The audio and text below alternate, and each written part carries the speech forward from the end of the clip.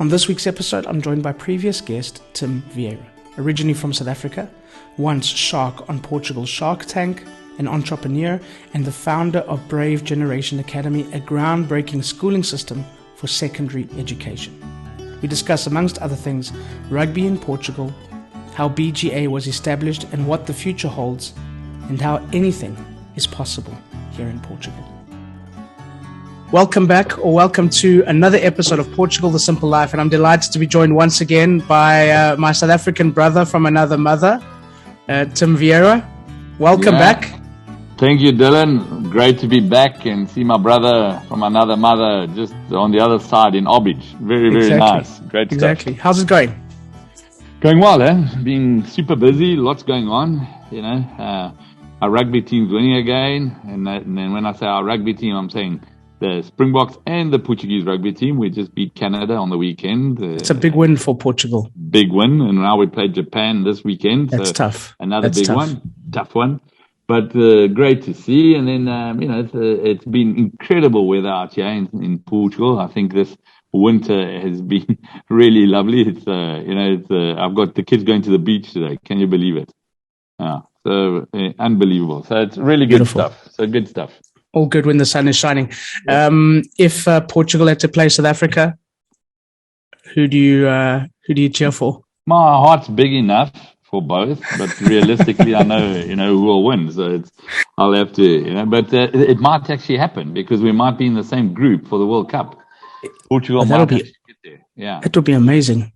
Yeah, we're 2 wins away from being in the same group as South Africa. Can you imagine that? Unbelievable.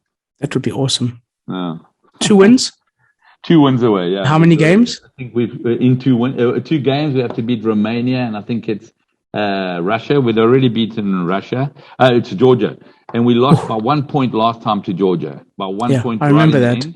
And now, if we beat them this time around, we actually will be at the World Cup, which would be amazing. Let's see.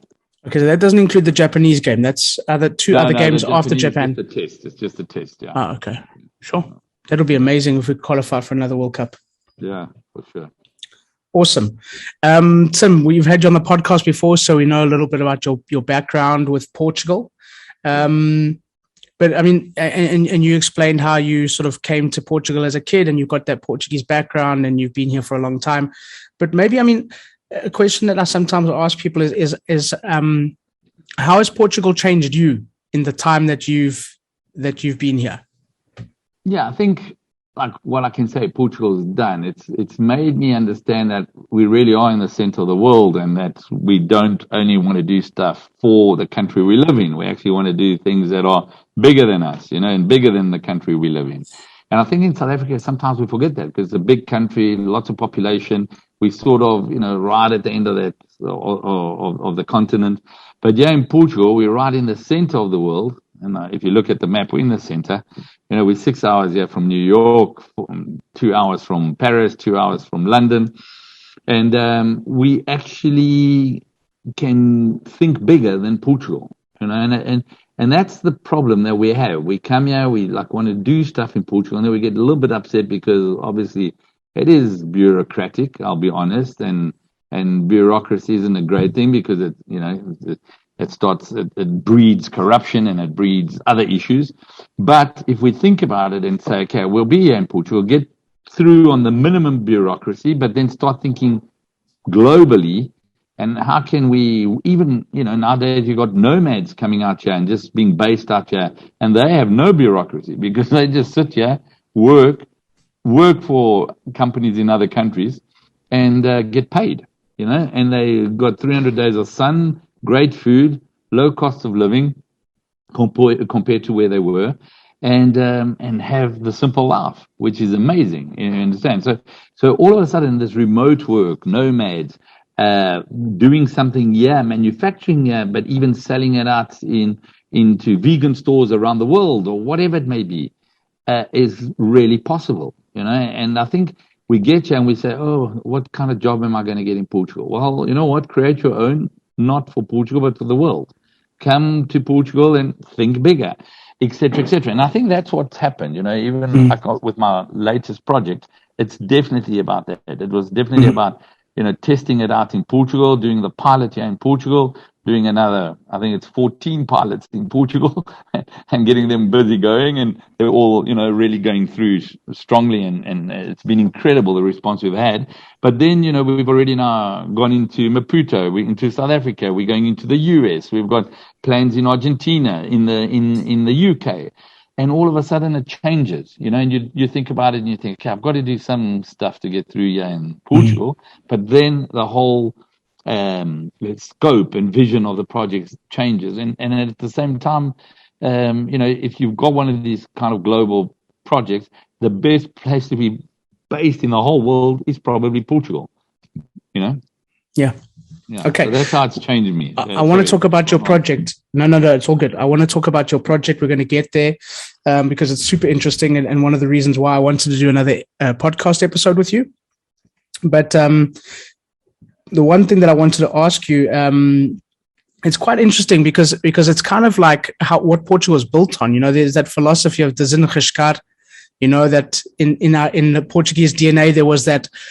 Find another solution, find a way, go out and explore, go to these places, these territories uncharted. I mean, I know like sometimes at government level, we've got a bit of, we're a bit stiff, but there is a thing in the Portuguese DNA of trying to find a way and trying to be creative. And so it seems like this new wave is tapping into that old school belief of we can do anything.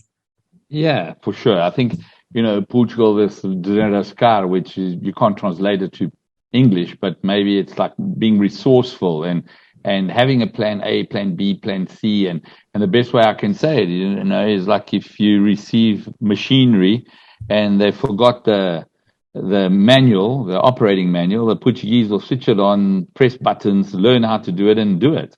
And then maybe if it was a German, he wouldn't switch on the machine. He would wait until he receives that new manual, et cetera, et cetera. The Portuguese, they sort of start to tinkle and find and move forward.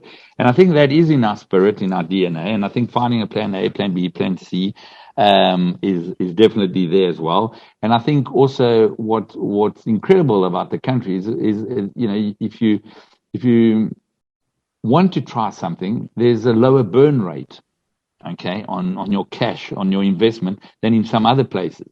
All right. And then you see it, during Web Summit, I went through to some of the dinners and all that, and you listen to Germans, Swedes, Americans nowadays, like talking about how amazing it is to be based out here and the burn rate, et cetera, et cetera.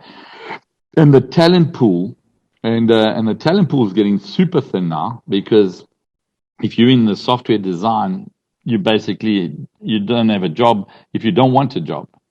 Okay. Yeah. And prices have just been going up and et cetera, et cetera. So there's a huge demand. And I even saw people like for McDonald's, there was a billboard going, towards your area there, but by more towards Verdes in that area, looking, a billboard saying, come join our team. They can't get people to work there. So, it's unbelievable to see this kind of stuff. Mm-hmm. And I think it is a great place if you like entrepreneurial for the world. Okay. If you want to be entrepreneurial only for Portugal, it's a tough place. Taxes are high, there are incentives, there are this, but taxes are high. If you're a foreigner just wanting to come live here, great, awesome, really good, because you've got huge benefits if you're not producing your income here. You've got great tax rates. You've got this non-habitual visas, etc. So it really is good. And I think Portugal is like at the moment in a situation that we might actually start getting lots of refugees. Mm-hmm. Okay. The only thing is it's going to be financial rich refugees coming through from France, from Scandinavian countries, from Germany, from the US, where people are actually going to think, I'm going to go and I'm going to go to the simple life. I'm going to pay less taxes. I'm not going to do much, but I'm going to love life and I'm going to enjoy it. And maybe that's why we've got a lot of people coming out here, working, less workers coming out here. So, we're in this desperation to try and get more workers and so on. But we're attracting really high net worth. We are attracting people with big networks around the world. And that's been one of the problems as well. Even in property, like high-end property, there's nothing available. There's the demand of guys flying in are still there and buying, et cetera, and then obviously you're in the market, and there's no more golden visas, but there's other ways of getting golden visas. There's apartamentos turísticos, there's this, there's that, other regions. You've got the Silver Coast, you've got Alentejo, you've got all that still going, and then you've got D7 visas. You've got a lot of ways to come to this place. And if you're looking for security, if you're looking for sun, you're looking for good people, you're looking to be human, you're looking for, no police state, well, then this is the place, you know what I'm saying? So it's still got a lot of positives, but, the only negative I sometimes think is, yes, bureaucracy. If you're thinking of small, but if you're thinking big, you can do it. It doesn't really bother you again, Yeah, we had a guy on the podcast. He does Pedro. He does those hunter boards, the electric skateboards. Mm-hmm. And he was saying they've sold to one Portuguese person. The rest of their market is all over. And if they had to have relied on the Portuguese market, they'd be sunk because there isn't a big enough market for it. So that's it's interesting to see that dynamic, but how far your reach can be if you want it to be. You can do anything and go anywhere with the technology that we have these days. And that's what you got to think. And you got to also understand that no one looks at those boards, hunter boards, and thinks, oh, I don't like them because they're Portuguese. Or no one says, oh, I'm not going to buy that because it's Portuguese. And that's also a big thing. Our country branding, we're really going up in levels. Yeah. Okay. In ease of doing business, maybe not as fast as we should go up, but in our brand power, in people loving Portugal, it's really, really good. Even Ronaldo, going back to Man United, has made people love him more. So I think it's all those kind of things. I'm a Spurs supporter, but at the moment, I don't mind Man United winning, especially when he scores. I reckon he's regretting that decision at the moment. It's not looking good. No, but he's been in tougher positions. And if anyone's going to turn that thing around, would be someone like him. So let's see. One of the things that that a lot of our international listeners might not know about you is that you were on the Portuguese version of Dragon's Den. Does this give you an insight into the talent pool here and what people are capable of when you were on that show? Yeah, so I was on the show called Shark Tank. So in Shark Tank, it's like the American version and all that. And yes, it did.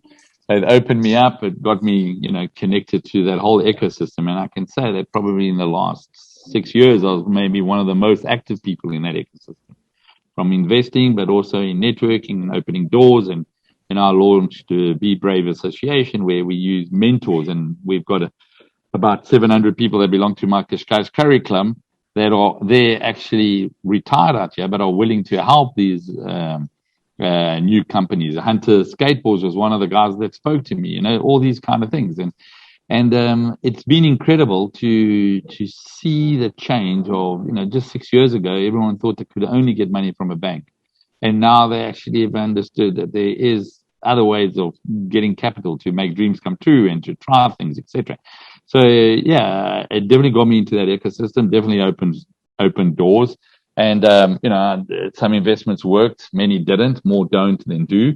But it was overall, I wouldn't change a thing. I think I learned a lot, made lots of contacts, and understood the ecosystem, like I said, maybe a lot better than many others, so it's not a perfect ecosystem. There's good stuff, negative stuff. I think it's an ecosystem that is tough to get investment, but it's getting better, and there's more VCs coming in, there's more, foreigners coming in, all this kind of stuff. So it can only improve in a way, so now we also, at the moment, we the government kind of thing, but I think any new government's also going to really go onto the entrepreneurial side. They're really going to bet on it because it's the only hope of creating wealth.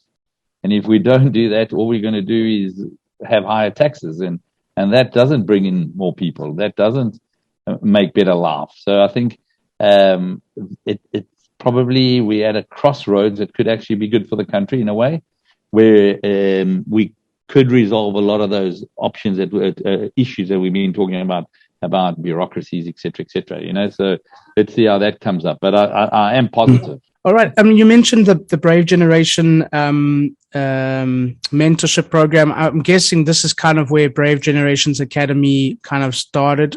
from. Tell us a bit about Brave Generation Academy, how it started. I know you used your boys as the guinea pigs to start the whole thing. But just tell us about it. Tell us what it's all about. Yeah, so just a while back in 2019, I sort of like did this trip around the world, and we did this like really through Russia, Mongolia, China and all that on the train. And then a few other countries, Malaysia, China, Japan, Taiwan, Thailand, Australia, New Zealand, Canada. And we got back here, and I just thought there had to be something better than traditional schooling, because I got there and my kids were in a really good school, nothing wrong with the school, but they would come in at 8:30 and then stay there until 4:30, and their day was taken, and they didn't have time to do their passions or their purposes that they wanted to do in life. My kids were into rugby, they're into music. There's quite a bit of stuff they like to do, and I thought, okay, so how do I change it?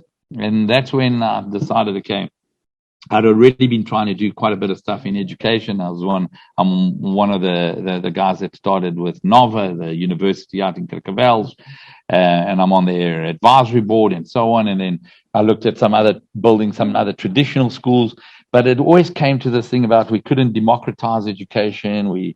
It would be all about rebuilding stuff, and we're trying to get into this world of sustainability. So that didn't work either. And then I just wanted to really keep it flexible and really personalized. So I thought, okay, let me use my two boys as guinea pigs. I didn't take my girl. I left her still. I thought if I mess it up, it's better with the boys. And they'll forgive you quicker. Yeah, exactly. So we took the boys on as guinea pigs. And after a while, more parents came up to me and said, Tim, listen, I want to put my kid in your school. Your kids are doing so much. Your kids are loving it. They come to rugby practice and they just, it's unbelievable. They're just happy. They're just like, there's no issues. So I said, well, great. So I'm setting up the system. We'll be ready to really take intakes this year. So we started intakes this year as our first year, and now we're just over 200 kids. Okay. And it's really amazing. And what did we do? We sort of did some simple things. Using technology that exists in the world, everything, I just started putting everything together. And what we did is we started Brave Generation Academy, and we decided, okay, we'll have hubs that take up to 30 kids, age 12 to 18, okay, in the same hub. They come through every day. They can come at whatever time they want. We'll have 2 learning coaches there that are normally like really motivated young people. They've got a degree. We get lots of engineers, architects, etc. that are those learning coaches. We have humanities and we have science and maths, people that are really good at stuff, and we put them into that hub. And then the kids arrive there. They got this platform where everything is recorded. There's nothing that's live, which means they can always just open their laptop and get going. We've got these lessons that are like 25 minutes. They listen to one of our teachers explaining something, or they read something, and then they've got YouTube videos, Cognito videos, and then they do this quiz and they move on to the next lesson if they get 85%. After 6 lessons, they do a core test on all they've learned, and if that's good, they carry on. If not, they go back and miss what they didn't know. And kids are so empowered.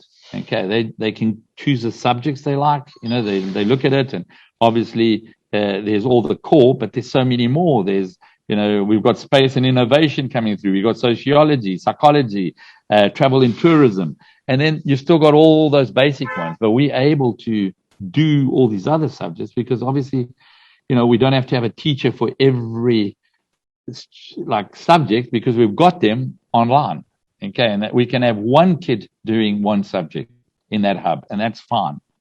And then the big thing is the kids that, run it themselves. So they've got these timelines and they know what they have to do. And then every Monday, the learning coach looks at it and works with them and says, okay, you're a bit behind here. Why? Because I've done more of this. Great. This week, I'll catch that up. No problem.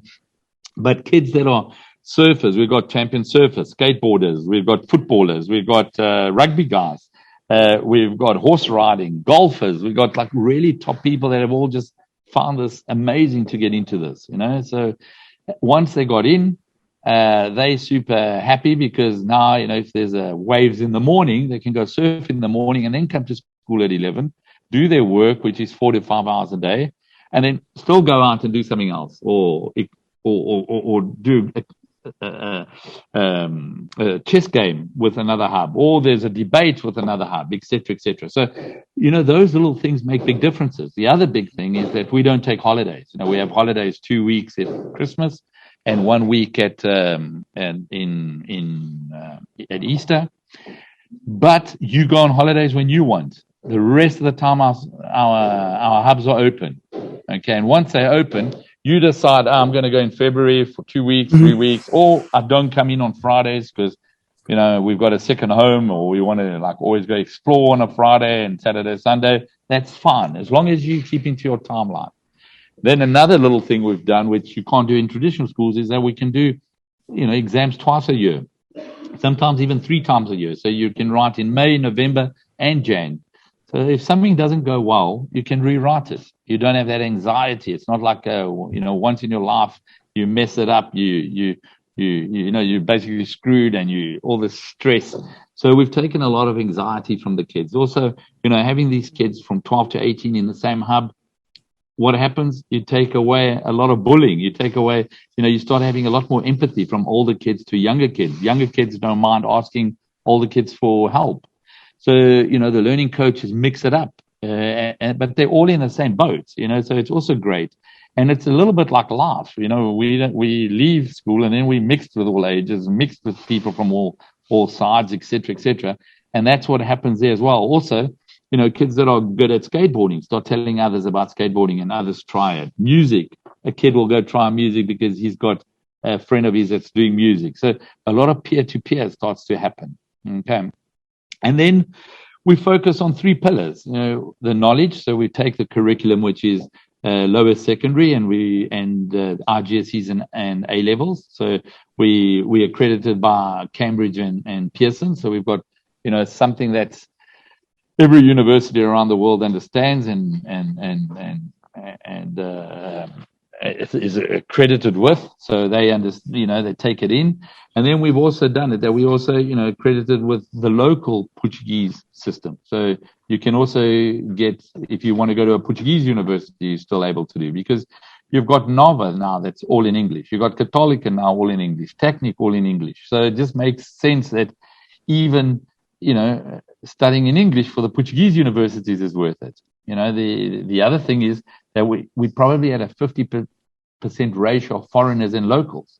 So locals have really started taking over into our hubs, and that's why we've got hubs now in Porto, in Braga, we've got hubs in Cascais, in Lisbon, in Lolé, in Lagos, in Coimbra, in Caldas da Rainha, one opening up in Óbidos, close to you.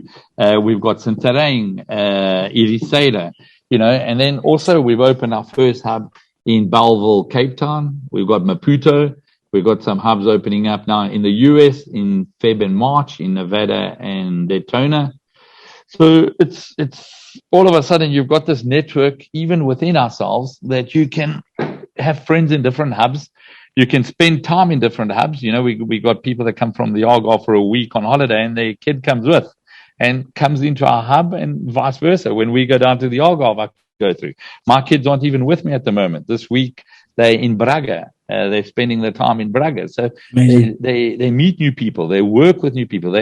And as I said, so our pillar with knowledge, we cover it with this international British curriculum, but then we work the skills, and the skills we work by having kids like shadowing vets, dentists, architects, entrepreneurs. We're able to, in the local community, put them in.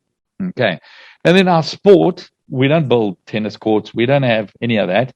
We connect them with tennis coaches, with golf coaches. The great thing about this is they can go play tennis at 10 in the morning if that's when the coach is available. They can, go to music lessons when there's the music teachers available. So this is what's really nice about it. It just changes the whole system. It just gives it all this personalized education for every kid. It then also changes it that it's super flexible. And then it takes away a lot of these anxieties and that kids from 12 to 18 go through, and no one's ever actually looked at them and said, we need to improve it, because they're hating their teenage years. And it shouldn't be like that. It should be great teenage years. And it should be when they find their purpose, when they try being something that they think they want to be. And if they don't want to be that, forget about it. Next. And if they find that, well, then again, they've got new skills, and they might even get to 18 years old and have skills. And they might even not even go to university, but they've got skills where they can start working and at least get going, and then everything our school pushes is persistence, resilience, self-drive, responsibility, because in a way you've chosen your subjects, you choosing your skill sets that you want to follow, et cetera, et cetera. So it's super interesting. It's been really incredible. The growth, we really only focus on keeping the kids happy. But we've understood that was exactly the right thing to do, because once the kids are happy, the parents are happy, the coaches are happy, and that's it. Everything just works. So our mythology or our pedagogy or whatever you want to call it has really been common sense and practicality, and just using so many things inside our local communities, because we in CCB, we in Centre Cultural Belém, which is one of the most amazing buildings in this country. And we've got a hub right in the middle with views over the river in the middle of Lisbon. In Porto, we got views over the Rio Douro. We at the Young Entrepreneurs organization. So that's also amazing. In Braga, we actually inside the library of a Portuguese school. So Portuguese kids now can actually mingle with foreigners and so on, so it's super exciting how it's going. In Lagos, we in the marina overlooking the boats, so it's really exciting how we're busy doing this and how we see kids just blossoming and the magic happening, when many parents were saying, oh, my kid had no drive, didn't know what he wanted to do. But once he's understood that it's in his hands, the drive comes through. They're incredible, and they get going. So that's what I've been doing. I've basically been waking up thinking BJ and going to sleep thinking BJ. I've got an incredible team around me that has been amazing at getting things going. We've still been, running and putting more people into our team, and where we've made mistakes, we've quickly said, listen, we've made a mistake, we're changing it. And I think even that's good, because, some traditional schools, they will never admit to mistakes, or it's not transparent enough. And because they've got this whole past and traditions, they stick to the past and traditions. We don't. We are sort of like, Elon Musk, like he doesn't have a track record on diesel engines. He's only got a track record on electric. So that's where we're going, and that's what we want to do. So I think it's really been something amazing. It's definitely what I'm 100% focused on now at the moment, and for a very long time. The team building around me, it's what they focused on. And, we've got over 350 now brave parents that have agreed that this is the way they want their kids also to learn, et cetera, et cetera. And we've got kids from every nationality. We've got, from private schools, from public schools joining us. We work on a scholarship program as well. So we normally look at per hub. We look at 15 kids who pay, another 10 kids who can pay, 50%, and 5 kids who can't pay it. So we mix it up there as well, because inequality is a big issue, So how do we overcome that? How do we keep this relevant to the community? So we mix it up there as well. And in Africa, Amazing. We've even got different, our model there is even more giving, So, and we are third of the price of an international school already. So it's, it opens up a lot more opportunities for a lot more people, because many students, don't start with the same opportunities, and we're trying to give them those opportunities. That at least that's not the reason they don't succeed, So that's what I've been doing, Dylan. It's awesome. Been busy. Yeah. Is everything in English? All in English. Okay. But, we get kids that join us at 12, 13, 14 who can't speak English that well. And what's great about it is we can even get an outside tutor that assists and puts them going through. But within 3 months, they're going. But it's all in English, Yeah, but I mean, even for Portuguese kids now these days, that's less of an issue, is the language. I mean, English is so widely spoken. Yeah. And we still do Portuguese. We got Portuguese first and second language. And we also do Portuguese history in the lower level. So if it's an international kid who's coming to Portugal, they can also, if they want, learn a bit of Portuguese. Yeah, they can do second language. That's awesome. And then the other question I had for you, I mean, I know you mentioned you've got the two sort of educators per hub. How many students are at the moment enrolled in all of this? Yeah, so we had 200 students now and going up every awesome. day, like today, 3 new students joined. So it's like every day, because you don't have to join us when school finishes. You can join us any day of the year, because as you arrive, we put you in, you start going, you also go at your own pace. So you could maybe do a year's work in 6 months if that's what you really want to do, or you can take 18 months, but you've gone through it more relaxed, you feel better, you do your exams, you get better marks, etc., because there is no, you're 12, you've got to be here. We've got kids that are 12, 13 that have started their RGCs.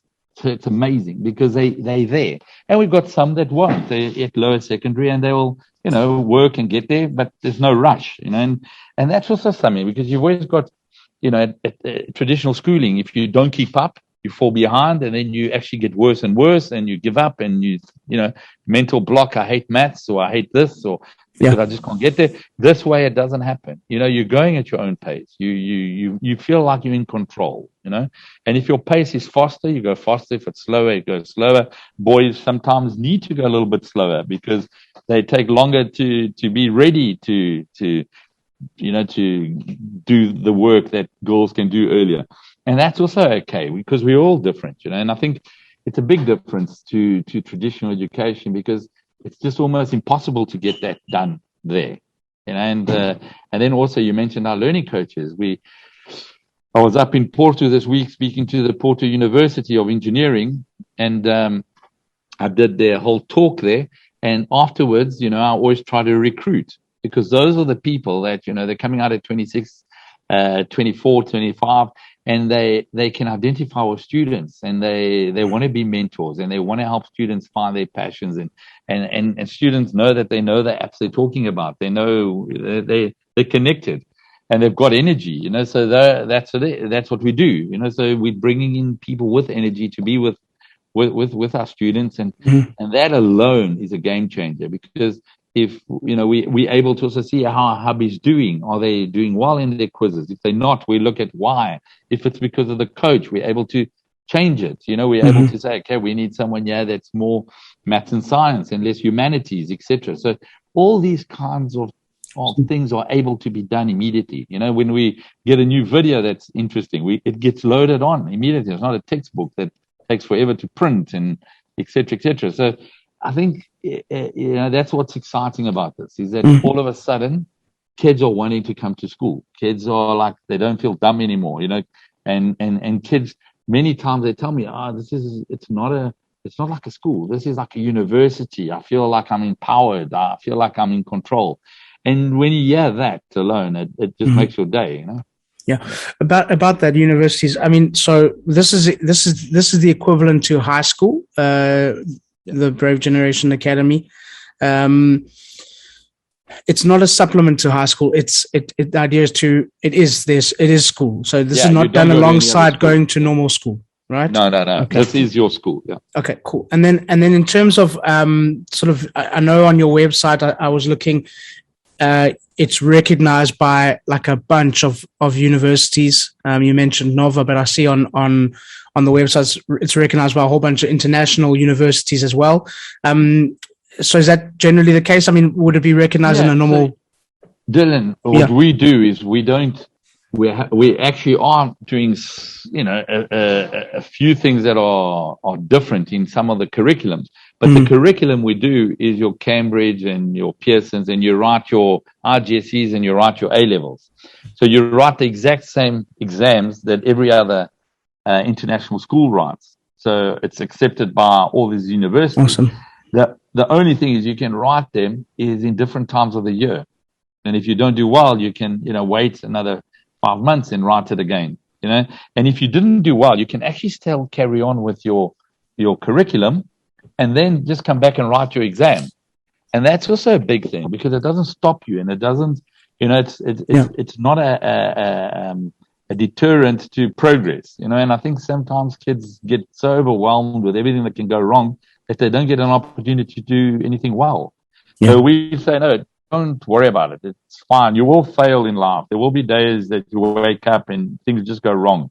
If that happens, you'll get another chance. And you know what? Just taking that anxiety away, they already feel better. They're already more motivated, right? And you can also split your year where you do some subjects at one exam period, and other subjects at another exam period. So that's also great. Yeah, well, because you could have a student that's a good human being, a good student, a good worker, but they choke at exam time and they screwed for their results. And this prevents that from happening. And you look at it, you see how many kids are taking anxiety medicine and and their depression and this and their suicides. It shouldn't be like that. I think we're testing these kids on what they can remember many times. And when we should be, like you said, how are they? What are their values, their ethics? And this is all the stuff we can really work with them on.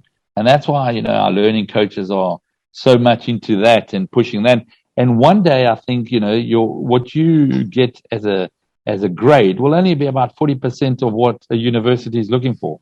It will be so much more interesting is how you work with your community, how you work with your team. Because we have peer-to-peer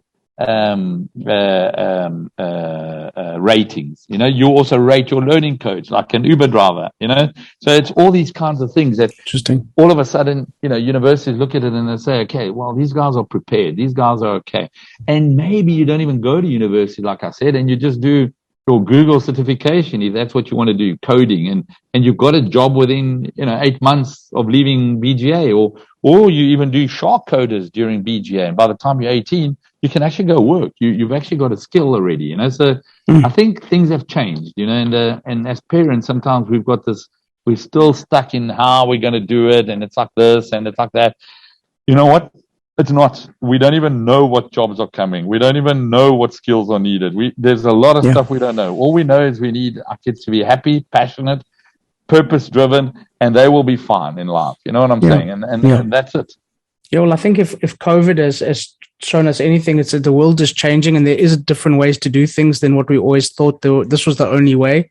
And with education, it's the same thing. It's got to be the same thing. So this is amazing. Congratulations. Sorry, that's coffee. Portugal coffee is big, so they're just using the coffee machine. Yeah. Wonderful. Nothing wrong with a good coffee. I need to have one soon as well. Tim, tell us about the hubs. Where are they, and what was the reason for putting the hubs in the locations that you put them? Yeah, so how we work is we actually get parents that contact us and say, listen, we would love to have a hub over here. And we look at it and we say, can you get us 8 other kids? So we normally look at opening a hub when there's 8 kids. If there's 8 kids, we'll put in a learning coach, we'll get the space, we'll furnish it, we'll put in the platforms, we'll do everything. And it starts that way. And then from 8, it'll go to 10. Once it gets to 12, we get our second learning coach in, and then we're good to go until 25, 30 kids. And that's it. So everything is super simple. Interesting. A lot of common sense, So wherever you go live, or wherever you are, if you contact us and you can convince a few other kids to start up, we make it happen, and that's the way we really wanted to democratize this. We didn't want this to become like this thing that it's again to promote inequality and all this, and only a few will get these opportunities. No, we looked at it and we said, how do we democratize it by location? How do we democratize it by age, by income, et cetera, and how do we give all those the same opportunity to have, to go to Caltech or to MIT if that's what they want to do, and they really want to get into that, because they'll do their subjects with us, but then they'll be going to do robotics and they'll do a whole lot of other stuff if that's really what they want, because we normally then go contact the tertiary educator, ask them what do they need, and we work from back to front and say, okay, these are the subjects, but then they need a lot more than that. They need this, et cetera, So, and a kid, at least he knows what he needs to do instead of doing it and then saying, oh, well, now I've got to be an HR manager, Okay. The one in Caldas, because that's the nearest one to me. Whereabouts is it in Caldas? Well, now Caldas is a great story. We opened right in the city center. Oh, cool. And we had 8 kids who started, and I went through and I spoke to the parents in a picnic area. They made homemade juices and all that, and I didn't even get to drink it because they were all asking questions, and I was like, just answering questions. That's what happens when you talk too much. Exactly. And then when I got out of there, we had 8 kids. A week later, we had 14 kids. We're now over 24 kids, and now we're going to Praça das Frutas. Yeah. Okay. Wow. Okay. Cool location. Yeah. Cool location. So it's right by the farmers market. Yeah. So it's a great one, great location there. And that's how it works. We're opening the one now in Royal Lobidge, which will be connected with golfing as well. So your kids will be able to, have 6 lessons of golf a week. They're setting up tennis there as well, etc. So that's also interesting. And then also we're busy looking at our first dorms. So we're actually going to have a house out in Cascais, and for kids that parents want to send them through, they will sleep there. They will come to BGA. They'll do their sports around there. They'll be looked after with a housemaster, and that's it. And again, we don't build these dorms. We don't do any of that. We actually just get really nice place, a house, a pool, etc. that kids are at, and then they connect to the BGA. So everything is a little bit different, but everything prepares him for the future. Everything makes him future-proof. And I think that's what's important for our kids. Yeah, I like that. It's something so fresh and new, but you're still, like you said, you're on the Praça da Fruta. You're still plugged into the community. It's not removing these kids to some resort somewhere where they're never going to connect with the real world, and I think that's amazing. Have you played Royal Abydos? Yeah. The kids are going to cry there, man. That's a hard course. It's a tough one. You know what? I lost so many balls on that course. No one said it would be easy. You know what I'm saying? It is. Okay. No, but you're right about that. For us, community is so important. The more I look at it, we've had kids who didn't know how to catch a train. You know what I'm saying? That's a foreign kid who didn't know how to catch a train. And the Portuguese kids were coming on a train every day. So the Portuguese kids took them and showed them how to catch a train, and the kid felt accomplished. You know what I'm saying? So things like that, little things in the community mean so much. We eat the prato dia, so we have prato dia from local restaurants, so the kids can go and they try different foods and they experience it, and the restaurant is glad to see them because we part of the restaurant. We giving them income, and that's also good. Our hubs only have a microwave, a water point, and a fridge. So they don't have kitchenettes. We can't cook there because it was you can bring lunch in, but if you go out and you go eat somewhere, and the kids themselves, they work it out 2-3 times a week. I'll go out. They know where to go, what to eat, and it's great. Yeah, I love that. That's awesome. Okay, I mean, this is going to be a question that's going to be like asking you to choose between one of your kids. If you were at school, attending we're talking about this new school, this new awesome school, Brave Generation, and you could choose any hub that exists right now, which one would you go to and why? Yeah, they're all so different. Coimbra, when you go to the Coimbra one in Espinhal, they give you a chicken. So you get a chicken to start training. A live chicken. So you start training it to sit and turn, and it's so they're different. You know what I'm saying? They really are different. If you in Cascais, you've got the horse riding academy ones, that are within the horse. They've got the tennis academy, the horse academy there, and then you've got riding in the city center. What's nice about it is that you can actually, go from one to the other. We've got Nick Robinson, who also does, some YouTubes, etc. Also ex-South African living in the Algarve. And he's going to be actually his daughter's in. He's Algarve addicts, eh? Yeah, Algarve addicts, and he's got his daughter in our Lolé hub, and he's going to go with her to every hub and do a week at every hub and film it. Because he's like falling in love with it. His daughter has fallen in love with it, and I think that's what's great about it. It is. They're all different. It's like your fingers on your hands. You need them all. There's different ways of using them. It's different. So which is my favorite? I don't know. If I really have to think about it, maybe I'm going to cut this one off, but I'll lose something special. So I think that's a little bit our hubs. They're all different. We're also working hard that they actually interconnected as well. So there's the debates where you can have debates between the hubs, and you've got another hub looking at it. We're setting up chess clubs. It's a lot going on, We've got our radio, Brave Radio, that's being launched, where we'll have a radio station that's run by all the hubs, and hubs do interviews, and they do podcasts that come onto the radio and then go in as podcasts, and they choose the music. So different hubs will choose different music. So, it's all this kind of stuff that we need the diversity to be stronger. We often, these African sayings that we need a community to raise our children, but then we don't do that. We actually build walls, and we say we don't want the community, we need diversity to get stronger. We need community to grow stronger. So I think that's where we are. Yeah. Beautiful. That sounds amazing. So you've got Abydos opening next. How many more are you expecting to crop up, or is the sky the limit?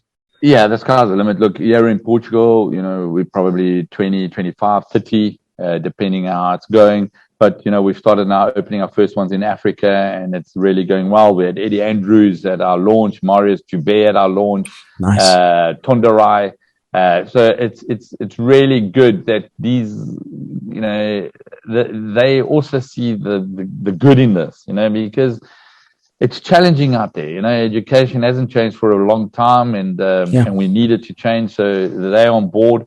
Our Mozambique hub is doing super well. It's got great learning coaches. Carlos is really driven to make it work. And our US ones and Argentina ones, in Argentina, we're looking at opening them up with at rugby clubs, so it's incredible because you look at it and there's clubhouses. They're not used during the week, only used in the evening. Well, it's a hub, that's how it works. We're doing one with KwaZulu-Natal Football Academy, so it's interesting how we're able to think. We've got our first ones that are going in with Sonai, where we're opening in their businesses. We've got DST, the construction company, going into their businesses. So we actually open the hub in their business. So you go to school by going to school with your dad. He goes to work, you go to school. The day he doesn't go, you don't come. The day he goes on holiday, you on holiday. And that's maybe that's the future. That's awesome. And we've got the infrastructure in Portugal for it. We've got the buildings, we've got the facilities, we've got the internet. It's perfect. We've actually got the infrastructure almost all around the world, and that's also why we don't have live lessons. So we don't have a problem. Oh, I'm not listening. I can't get connected. It's all easy. We've really made it as easy as possible. Brilliant. Okay. One last question. I mean, we've spoken a little bit about the stuff that you're doing, and the Brave Generation is amazing. We've spoken in the previous episode about all these, the potential that we see in this beautiful country that we've got, and how things can be better. But what are some things that you would not want to change about Portugal? Now, I wanted to stay human. I really do. I like this thing that people still look at you in the eye, that people want you to taste what they make.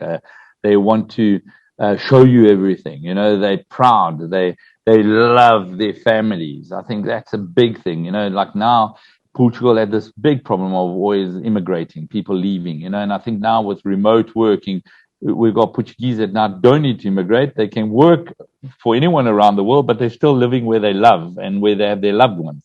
So those kind of things I think are really incredible. I think safety, like my 12-year-old went with 3 friends, caught a train ride that's 25 minutes from Cascais to Caixudré, got off Caixudré, caught the ferry and went to meet their friend for birthday lunch, and had the lunch, came back on the ferry, came back on the train, and they're 12 years old. That is incredible. You might think we shouldn't allow them to do that, but we did have one parent on the end of the train line waiting to see them come out. He missed them, but it was all good. So I think those kind of things are special. We constantly compete to be one of the safest countries in the world. I think that's great. I think that kind of humanity and that kind of respectful life and I think that's, it's just becoming more and more valuable. Awesome. Yeah, I think something that, I suppose it's the optimist, but I think something that I can see evolving here in Portugal is this, moving to the future and changing the way that we do things, but not losing those values that we shouldn't lose, like you said, the humanness, being good to each other, eating good food, slowing down, and those old school values. I think that's what's going to be special. I do want to like find a way to lose weight in this place. It's not easy in this country. Damn, it's difficult. Damn, and I do my walks and I do this, but you know what? It's like every time I do a walk, it's an excuse to be able to eat more. So it doesn't work, I don't know. But anyway. I always find that I do well during the week, and then the weekend comes and I'm back to square one, Yeah, it's, we all have problems in countries, and mine it's really is that. It's tough. Listen, if that's the only thing we can complain about, then we're doing okay. So yeah, it's all good. Tim, I want to wrap this up because we've been talking for a while now, but how can people get in touch, follow you online, also find out more about BGA? Yeah, so on BGA, we're at bravegenerationacademy.com, and super easy. Just send us a message through there and you're there. My Instagram is like Tim Vieira 75, something like that. And then I'm on LinkedIn as well, Tim Vieira, if you find me on LinkedIn. And then, if they contact you and they can't any other way contact you, you've got my number, give them my number. That's fine. Okay, so it's super easy. There's no reason you shouldn't get in touch. Okay, I won't give it to ex-murderers and keep it exciting. Okay. Cool. We heard it here and first. I'm really good on WhatsApp. So if you do give my number and they drop me a WhatsApp, I'm really good at that. I'm really bad at emails. I haven't had emails for the last 7 years. So, that's not going to be really good. So, so sometimes I still meet someone who says, I sent you an email. I'm like wondering, whoa. Yeah, if you have to send an email, send it to Miriam, not to Tim. Send it to Miriam. Exactly. You're right. Cool. Tim, a question that we ask all of our guests. Portugal, the simple life. Why? Yeah, the simple life, because now you can live in this amazing place and you can touch the world. And I think that's amazing. I think that's for me like the best of everything, of what we want. The simple life, but you can touch the world, so that's it. Like it. Thank you so much for being on the podcast again. Thank you, Dylan. Looking forward to lucky number 3. Yeah, why not? Let's see how it goes. Tim, I'm going to let you call it.